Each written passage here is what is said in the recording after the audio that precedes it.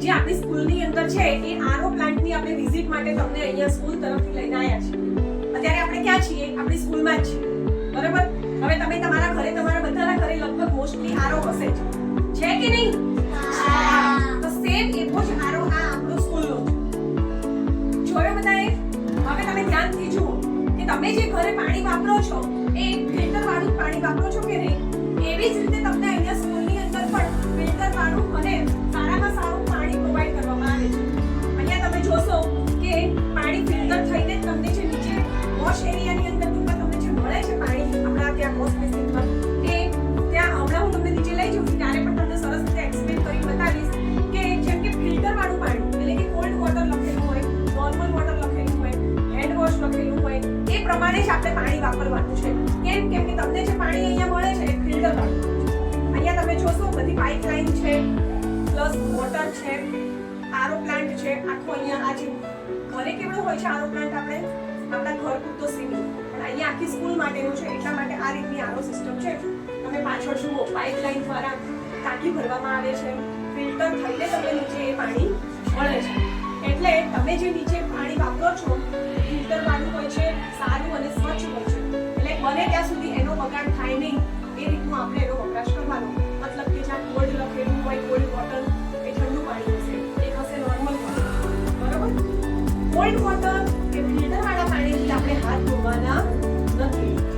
Plus એના સિવાય તમને મનમાં એવો પ્રશ્ન પણ થતો હશે કે આ જે ફિલ્ટર છે બરોબર, તો એમાં આપણે ફક્ત ઘરે વેસ્ટ પાણી જાય છે હે ને, એવી રીતે અહીંયા વેસ્ટ પાણીની કઈ પાઇપલાઇન દેખાય છે? નથી ને? તો મતલબ કે એ વેસ્ટ પાણી અહીંયાથી પણ થાય છે.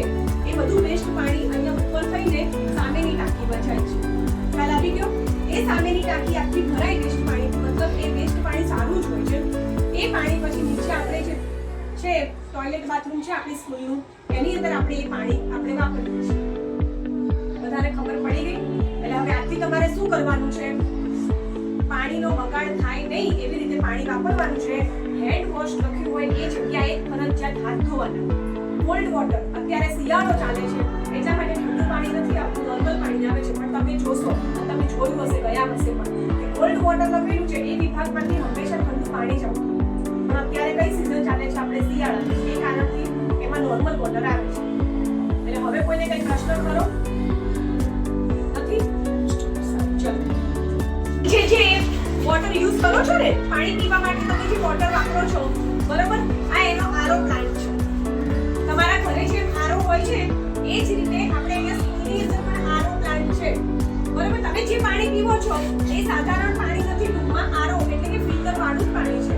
હવે તમે અહીંયા જુઓ બધી પાઇપલાઇન છે, પછી આ મીટર છે, આ મોટર છે, બધી રીતનું બધી વસ્તુ કનેક્ટ કરેલી છે. પાણી કેવી રીતે આવે છે? 3 ટાઈપનું પાણી આવે છે. એક સાદું પાણી એટલે કે સાદું પાણી હોય છે, બીજું કયું હોય છે? આરો પાણી, અને ત્રીજું કયું હોય છે? ઠંડુ. જો અહીંયા ગાડી તમે પાઇપલાઇન જોશો તો તમને ખ્યાલ આવી જશે કે સાદા પાણીની પાઇપલાઇન અલગ છે, પછી ઠંડા પાણીની પાઇપલાઇન અલગ છે. તમે નીચે તમે જાઓ છો બરોબર વોશ એરિયામાં, ત્યારે તમને ત્યાં ઉપર લખેલું હોય છે, ખબર છે ને? હમણાં આપણે નીચે જઈએ ત્યારે હું તમને બતાવું છું. એટલે એ પ્રમાણે પાણીનું તમને અહીંયા ગાડી મળે છે. અને આ તમે જોજો અહીંયા પાઇપલાઇન બધી આપેલી છે, અલગ અલગ છે. અને આ ટાંકી પ્લસ ગરમ પાણીની પાઇપલાઇન અલગ છે, ઠંડા પાણીની પાઇપલાઇન અલગ છે. એ પ્રમાણે પાણી નીચે તમે વાપરો છો. એટલે કોઈએ પણ આથી નિયમ કરો કે કોઈએ પણ પાણીનો વ્યય કરવાનો નહીં. પાણી કેવી રીતે વાપરવાનું? જો ઠંડુ પાણી પીવું હોય તો એનો ઉપયોગ કરવાનો, બાકી હાથ ધોવા માટે ઠંડા પાણીનો ઉપયોગ કરવાનો નહીં. જે આરો વાળું પાણી છે એનો હાથ ધોવા માટે ઉપયોગ ક્યારે કરવાનો નહીં. સાદું પાણી આવે ને, સાદું પાણી, એનો ઉપયોગ કરવાનો. હેન્ડ વોશ લખેલું હોય. બીજું કે તમને એમ થતું હશે ને કે આટલો મોટો આરો પ્લાન્ટ છે તો આમાં તમારા ઘરે ખબર છે આરો હોય આપણે તો વેસ્ટ પાણી જતું હોય છે હે ને, જાય છે ને? તો આપણે અહીંયા જો જે વેસ્ટ પાણી જાય છે એટલે કે એ વેસ્ટ પાણી પણ એકદમ ચોખ્ખું જ હોય છે. એ અલગ, મતલબ કે ઉપરની જે ટાંકી હોય છે એની અંદર ભરવામાં આવે છે. એટલે એ રીતની અહીંયા ગાડી સરસ સિસ્ટમ છે. ચલો સરને થેન્ક યુ કહી દો. Thank you sir. હવે તમારા મનમાં એવો પ્રશ્ન થતો હશે કે વેસ્ટ પાણીનું શું થતું હશે? તો એ જે વેસ્ટ પાણી છે એ પાઇપલાઇન દ્વારા જે સામેની ટાંકી છે એની અંદર ભરવામાં આવે છે. અને એ પાણી પછી આપણે વોશરૂમની અંદર જઈએ છીએ ત્યાં જે પાણી આવે છે એ પાણી અહીંથી બધું ક્લીન થઈને ત્યાં જાય થાય છે, એ ટાંકી ભરાય છે અને એ જ પાણીનો આપણે નીચે વોશરૂમમાં યુઝ કરીએ છીએ. ખબર પડી ગઈ? હવે તમને બીજા કોઈને કંઈ પ્રશ્ન છે ખરો? એટલે હવે આથી આપણે શું કરવાનું છે? પાણીને સાચવીને વાપરવાનું છે. કેવી રીતે વાપરવાનું છે? સાચવીને વાપરવાનું છે. ડન? આપણે વોશ એરિયાની અંદર આવ્યા. વોશ એરિયામાં કોલ્ડ વોટર એની અંદરથી તમે પાણી પી શકો છો. કોલ્ડ અને નોર્મલ વોટર તમારે પાણી વાપરવાનું છે. શેના માટે? પીવા માટે. એના સિવાય કંઈ નહીં.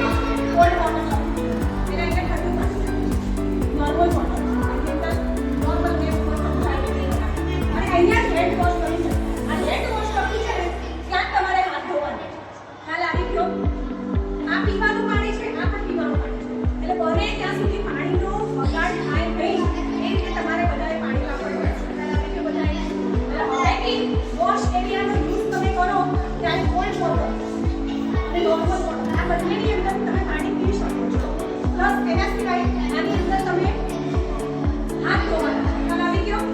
એટલે આપણે આખી